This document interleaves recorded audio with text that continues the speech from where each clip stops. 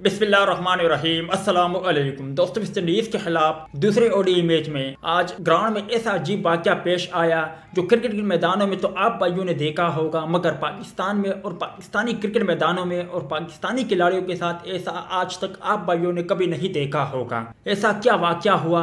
अगर आपको मज़ीद तफसील जानना है तो आप इस वीडियो को आखिर तक ज़रूर देखें ताकि आप वीडियो में जो सच्चाई और गहराई छुपी है आप वो जान सको। पाकिस्तान और वेस्ट इंडीज़ के दरमियान खेली जारी दूसरे वनडे मैच में कौमी टीम ने टॉस जीतकर पहले बैटिंग की और हरीफ को जीत के लिए 8 विकेटों के नुकसान पर 276 रन का हदफ दे दिया। जवाब में वेस्ट इंडीज की बैटिंग जारी है।